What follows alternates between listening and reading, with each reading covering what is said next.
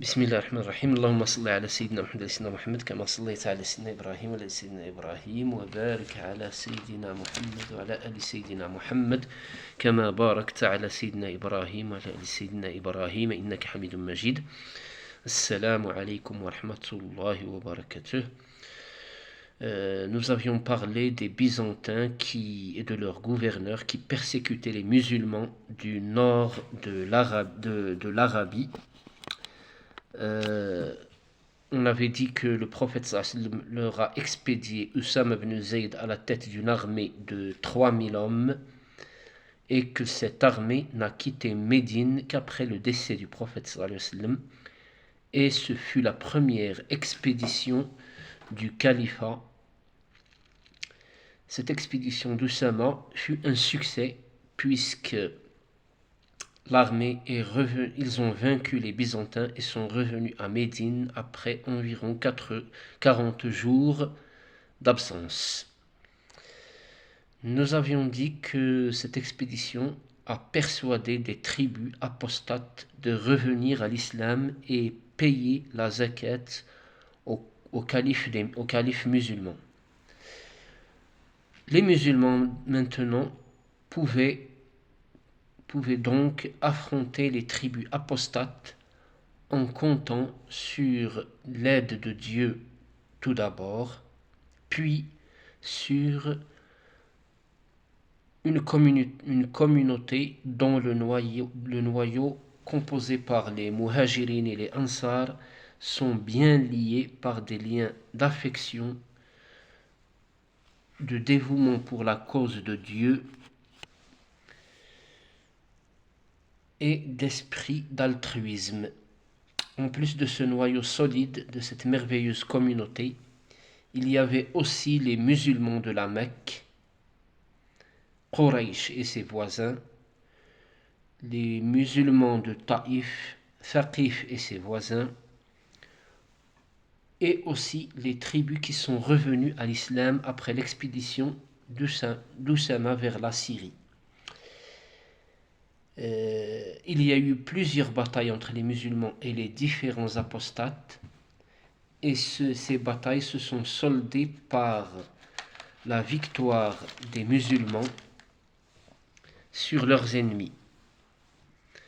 Les menteurs qui prétendaient être prophètes ont tous été vaincus. Tulayh al-Asadi est revenu à l'islam. Il a fait le serment d'allégeance au calife. Puis il est parti avec les musulmans conquérir la Perse. Musaylama a été tué lors de la bataille de l'Yamama. Une remarque là, c'est Wahshi qui avait tué Hamza lors de la bataille d'Uhud, qui est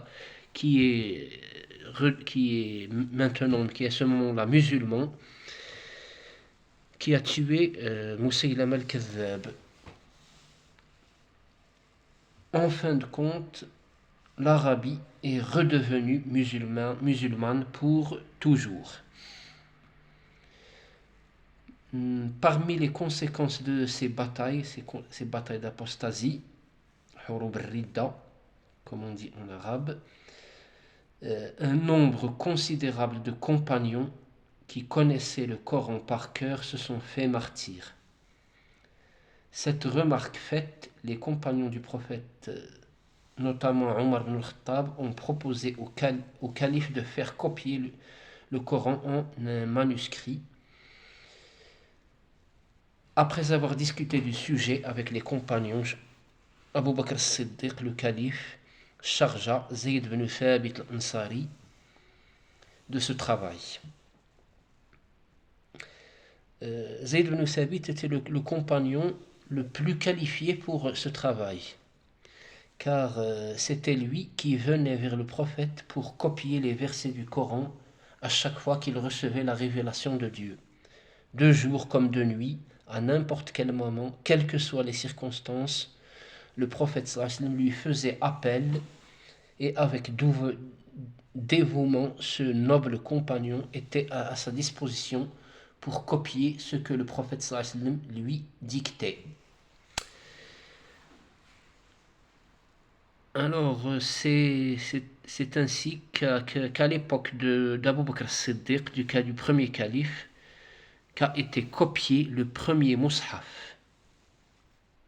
Et c'est toujours lui, Zayd ibn Thabit, qui durant le califat de Uthman ibn Affan copiera les autres manuscrits du Coran que le calife envoya vers les quatre coins de l'empire islamique.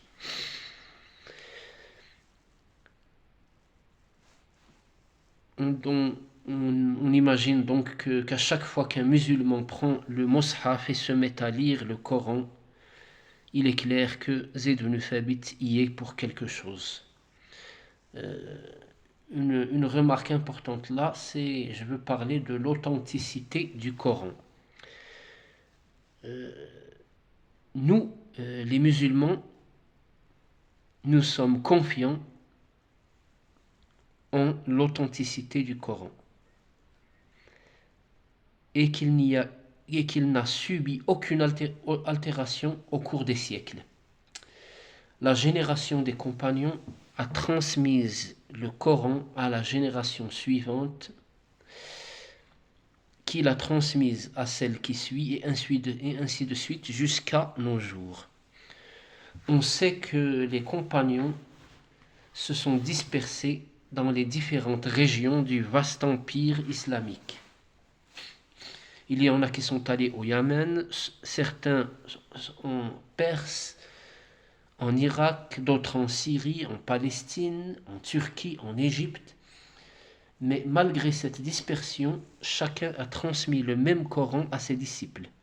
Et on remarque que le Coran est le même du Maroc et de l'Afrique de l'Ouest en général jusqu'en Indonésie, à l'extrême orient. Il est donc impossible d'imaginer aucune altération dans ces conditions, car il était impossible pour les compagnons de se mettre d'accord pour les mêmes mensonges, les mêmes altérations. Ceci est clair. Le Coran a été transmis de génération à génération et il a gardé son authenticité. Bon, alors je pense que je vais m'arrêter là. Merci de m'avoir suivi. Je vous prie de bien vouloir vous abonner à cette chaîne, de nous aider par un like, d'activer les alarmes pour recevoir toute nouveauté. Encore une fois, merci. Assalamu alaikum wa rahmatullahi wa barakatuh.